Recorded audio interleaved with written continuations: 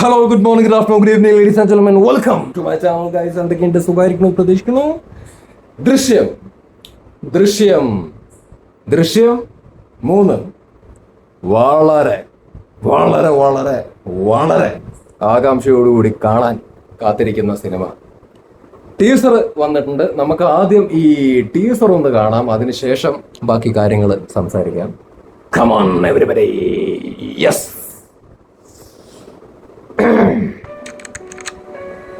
ഞാൻ ഒരു സാധാരണക്കാരനാണ്. എന്റെ ഭാര്യയും മക്കളും അടങ്ങുന്ന ഒരു കൊച്ചു ലോകം. ആ സ്വകാര്യതയിലേക്ക് ക്ഷണിക്കപ്പെടാതെ ഒരു അതിഥി വന്നു.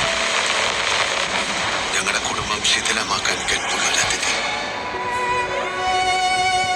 ഇനി ഒരിക്കലും തിരിച്ചു വരില്ല എന്ന ഉറപ്പോടെ കാണിക്കാനുള്ള സാധ്യതയില്ല.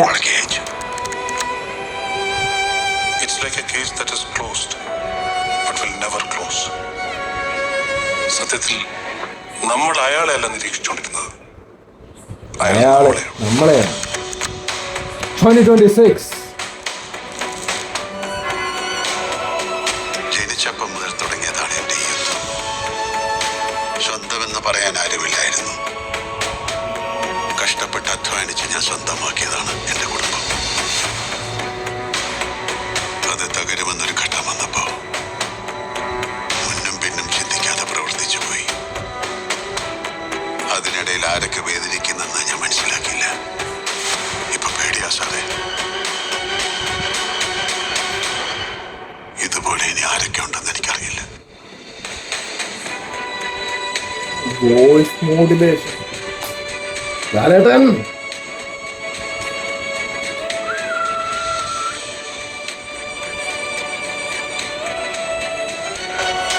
ആന്റണി പെരുമ്പാവൂർ. அந்த கண்ணை பாருடா, அந்த കണ്ണൈ പാർ. ലാലേട്ടൻ, ഞാൻ ഇതിൻ്റെ എന്താ പറയുക, വേറെ ഭാഷകളിലുള്ള പരിപാടികളൊക്കെ വന്നിട്ടുണ്ടായിരുന്നല്ലോ, ഞാൻ അതും കണ്ടിട്ടുണ്ടായിരുന്നു. അവർ നന്നായിട്ടൊക്കെ ചെയ്തിട്ടുണ്ട് കേട്ടാ, മോശമായി എന്നല്ല അല്ല പറയുന്നത്, അവർ നന്നായിട്ടൊക്കെ ചെയ്തിട്ടുണ്ട്. പക്ഷെ ഇവിടെ നമ്മുടെ ദൃശ്യത്തിൽ നമ്മുടെ ലാലേട്ടൻ ഇയാളെ തൊടാൻ പറ്റൂല. കുട്ടിയത് ആക്ടിങ്, ആ റേഞ്ച് ഇവിടെ സ്വന്തമാണ്. ഇതിന്റെ വേറെ പരിപാടികളൊക്കെ അവർ അവിടെ ചെയ്യട്ടെ, സിനിമ നന്നായിരിക്കും, അവരും അഭിനയം ഒന്നും മോശമല്ല. പക്ഷെ ഇവിടെ ഈ ചങ്ങാതി ചെയ്തു വെച്ച ക്യാരക്ടറാണല്ലോ അവിടെ അവരൊക്കെ ചെയ്യണേ. അപ്പോ തൊടാൻ മുടിയേത് ഒറിജിനൽ ഈസ് ഒറിജിനൽ, അതേപോലെ തന്നെ ലാലേട്ടൻ ഈസ് ലാലേട്ടൻ. അതൊന്നും ഇങ്ങനെ തന്നെ ഹൈപ്പായിട്ട് തന്നെ പറയണമെന്ന് തോന്നി, അതുകൊണ്ടാണ് ഇങ്ങനെ തന്നെ പറഞ്ഞത്. ഏതായാലും ഈ സിനിമയുടെ കാര്യത്തിൽ I am really really really very excited. I am really thrilled. Exaggerate ചെയ്ത് പറയുന്നതല്ല, സീരിയസ്ലി മാൻ, ഞാൻ ത്രിൽഡ് ആണ്, ഞാൻ എക്സൈറ്റഡ് ആണ്. പല ആൾക്കാരും പറയുന്നത് ഞാൻ ശ്രദ്ധിച്ചിട്ടുണ്ട്, ദൃശ്യം 3യുടെ ആവശ്യമുണ്ടോ? 1 ഇറങ്ങി ഭയങ്കര ഹിറ്റായി, 2 OTT വന്നു, അതും ഭയങ്കരമായ അഭിപ്രായങ്ങൾ വന്നു. അതോടുകൂടി നിർത്തിക്കൂടെ? 3ന്റെ ആവശ്യമുണ്ടോ? ഇനി അഥവാ 3 വന്ന് ആവറേജ് ലെവലിലേക്കൊക്കെ പോവുകയാണെന്നുണ്ടെങ്കിൽ ഈ ഫ്രാഞ്ചൈസിന് ഒരു ക്ഷീണമാവില്ലേ എന്ന് ചിന്തിക്കുന്ന ആളുകളൊക്കെ ഉണ്ട് കേട്ടോ. അത് അവരുടെ അഭിപ്രായം ആയിക്കോട്ടെ. പക്ഷെ എനിക്ക് ആ അഭിപ്രായത്തിന്റെ നേരെ വിപരീതമായൊരു അഭിപ്രായമാണ് ഉള്ളത്. അതായത് 3 വരുന്ന കേസിൽ എനിക്ക് ഒരു കൺസേണും ഇല്ല, എനിക്ക് ഒരു ടെൻഷനും ഇല്ല എന്ന് മാത്രമല്ല, എനിക്ക് ഭയങ്കരമായ പ്രതീക്ഷയാണ് ഉള്ളത്. എൻ്റെ ചിന്ത എന്താണെന്നറിയോ? ഓക്കെ, വേണമെങ്കിൽ 2 നിർത്താം, അത്രയേ ഉള്ളൂ പരിപാടി. പക്ഷെ അവര് എന്താണ് 3 എടുക്കാം എന്നുള്ളൊരു ചിന്തയായിട്ട് വരണം എന്നുണ്ടെന്നുണ്ടെങ്കിൽ അതൊരു തട്ടിക്കൂട്ടായിരിക്കില്ലല്ലോ. ജിത്തു ജോസഫിന്റെ കാര്യം ജിത്തു ജോസഫ് ഓൾറെഡി പറഞ്ഞിട്ട് അങ്ങനെ വെറുതെ എന്തെങ്കിലുമൊക്കെ ചെയ്ത് വെച്ചോണ്ടൊരു പരിപാടിയായിട്ട് വരാൻ വേണ്ടി പറ്റില്ലോ. സംതിങ് ഷുഡ് ബി ദർ എന്നുള്ളൊരു സാധനം. അപ്പം ഇവർ 3 ആയിട്ട് വരുന്ന സമയത്ത് എൻ്റെ ക്യൂരിയോസിറ്റി എന്താണെന്ന് വെച്ച് കഴിഞ്ഞാൽ 2 കഴിഞ്ഞാണ്.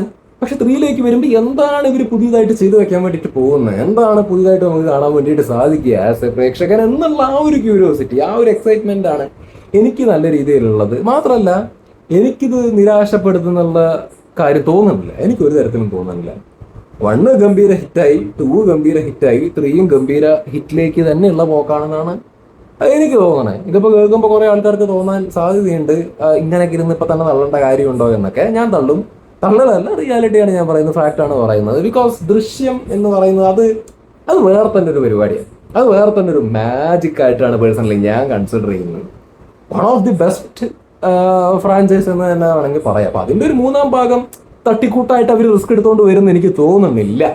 സംഗതി ശരിയാണ്, ജിത്തു ജോസഫിന്റെ എന്താണ് മേക്കിങ്ങിനെ കുറിച്ച്, സീരിയൽ ലെവൽ മേക്കിംഗ് എന്നുള്ള രീതിയിലുള്ള ക്രിറ്റിസിസംസ് കാര്യമായിട്ട് വരുന്നുണ്ട്.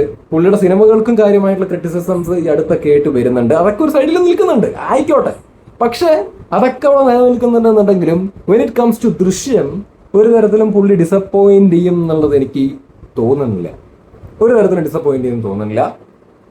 ഇതും ആ മാജിക് റിപ്പീറ്റ് ചെയ്യും എന്നാണ് എനിക്ക് തോന്നുന്നത്. പിന്നെ സ്ക്രിപ്റ്റിന്റെ കേസിൽ എനിക്ക് ടെൻഷൻ ഇല്ലെന്നേ. ആസ് എ പ്രേക്ഷകൻ ഞാൻ ടെൻഷൻ ഇല്ല. I am ready to pay 300 or 250 because നന്നായി ചെയ്തിട്ടുണ്ടാവും. നന്നായിട്ടുള്ള നല്ലൊരു കിടിലൻ എഴുത്തായിരിക്കും. I am not concerned about his making. Maybe making ആൾക്കാർ ഈ പറയുന്ന പോലെ serial level man, if the script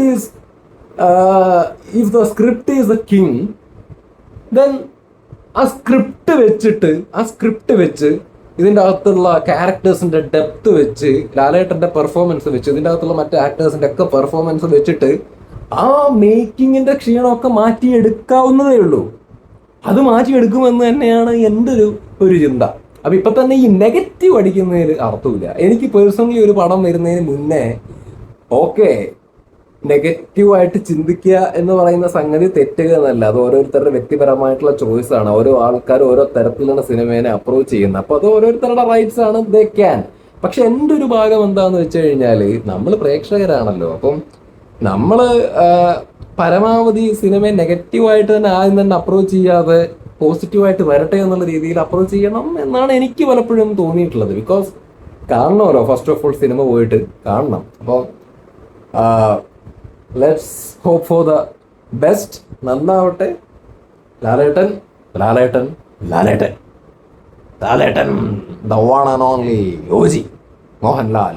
ഇനിയിപ്പോൾ പാട്രിയോട്ട് വരുന്നുണ്ട്, മമ്മൂക്ക ലാലേട്ടൻ ഒരുമിച്ചുള്ള പടം. അതും ഗംഭീരാവട്ടെ, നല്ല അഭിപ്രായങ്ങൾ വരട്ടെ. ഫാൻ ഫൈറ്റും പുണ്ണാക്കൊന്നും ഇല്ലാതെ രണ്ടുപേരെയും എല്ലാവർക്കും സ്നേഹമാണ്. ആ രീതിയിൽ തന്നെ തിയേറ്ററിൽ പോവുക, ആ സിനിമ ഒരു ആഘോഷമാക്കാൻ പറ്റുന്ന ലെവലിലേക്ക് ആവട്ടെ. പോസിറ്റീവ് അഭിപ്രായങ്ങൾ വരട്ടെ. അങ്ങനെ അത് പോസിറ്റീവ് അടിച്ച് കത്തി നിൽക്കുന്ന ആ ഒരു വേളയിലാണ് നമ്മുടെ ദൃശ്യവും മെയിലല്ല വരാൻ വേണ്ടി പോകുന്നത്. അപ്പോൾ അത് ഇറങ്ങാൻ വേണ്ടി പോകുന്നു. അതും ഗംഭീരാവട്ടെ, ഉഷാറാവട്ടെ, കലക്കട്ടെ അത്രേ പറയാനുള്ളൂ. നന്നാവണമല്ലോ, പെട്ടക്കട്ടെ അത്രേ പറയാനുള്ളൂ. കൂടുതലൊന്നും പറഞ്ഞിട്ട് ഞാൻ ദീർഘിപ്പിക്കുന്നില്ല. ദൃശ്യം മോനെ, ഇത് മൂപ്പരുടെ ഈ സിനിമയ്ക്കകത്തുള്ള മാനറിസംസ്, ദൃശ്യത്തിലുള്ള മാനറിസംസ്, അതൊക്കെയാണ് മറ്റ് ആക്ടേഴ്സ് മറ്റ് ഈ ദൃശ്യം സീരീസിലൊക്കെ അവര് ചെയ്തു വെച്ചിരിക്കുന്നത് കാണുന്ന സമയത്ത് മോശമല്ല. പക്ഷെ ഇവിടെ ഇത് റിയൽ ആയിട്ട് നിൽക്കുന്നു എന്ന് പറയുന്നതിന്റെ റീസണും ഈ ലാലേട്ടന്റെ മാനറിസംസാ. അവരൊരു സീനില്ലേ, എന്താ പറയാ, ലാലേട്ടന്റെ ഫേസിൽ ആ ഒരു വെപ്രാണം വരുന്നൊരു ആ ഒരു എക്സ്പ്രഷൻ, അല്ലെങ്കിൽ മീനെ നോക്കുന്ന ആ ഒരു സീന്, അതേപോലെ നടന്ന് പോയിട്ട് എന്താ പറയാ ആ ഒരു ഷാജോൺ ഇപ്പൊ തിരിഞ്ഞു നോക്കും എന്നുള്ള രീതിയിൽ നിൽക്കുന്ന സമയത്ത് ലാലേട്ടന്റെ അവിടെ നിന്നുള്ള ഒരു പോസ്റ്റർ, ഇവക സാധനങ്ങളൊക്കെ മൈന്യൂട്ട് സാധനങ്ങളാ. ഈ മൈന്യൂട്ട് സാധനങ്ങള് എന്താ പറയാ, ആസ് ആൻ ആക്ടർ അത് പ്രകടിപ്പിക്കുക എന്ന് പറയുന്നത് നിസ്സാര പരിപാടി ഒന്നുമില്ല. അത്രയും എക്സ്ട്രാ ഓർഡിനറി ആക്ടേഴ്സിനെ കൊണ്ട് നടക്കുന്ന പരിപാടികളാണ്. അതാണ് മറ്റുള്ള നടന്മാര് മറ്റ് ഇൻഡസ്ട്രികളിൽ ഈ സിനിമ നന്നായിട്ട് ചെയ്തിട്ടുണ്ട് എന്നുള്ളൊരു രീതിയിൽ മാത്രം നിൽക്കുന്നത്. അത് ഗംഭീരം എന്ന് പറയണമെങ്കിൽ നമ്മളിവിടെ ഇത് ലാലേട്ടൻ്റെ കാണാതിരിക്കണം. ഇത് കണ്ട സ്ഥിതിക്ക് ഇവിടെ ഇങ്ങേരുടെ മൈന്യൂട്ടായിട്ടുള്ള എന്താ പറയുക, ലൈക്ക് ആ ഒരു ബോഡി ലാംഗ്വേജും അല്ലെങ്കിൽ ചെറിയ രീതിയിലുള്ള ഒരു അഭിനയ പ്രകടനങ്ങളും കാര്യങ്ങളൊക്കെ നമ്മൾ ഇതൊക്കെ കണ്ടിട്ടേ, അതാണ് മൊത്തത്തിൽ അതൊക്കെയാണ് കൂടുതൽ പറയാൻ നിന്ന ദൃശ്യത്തിനെ കുറിച്ച് പറയാൻ നിന്നാൽ കുറേ പറയേണ്ടി വരും.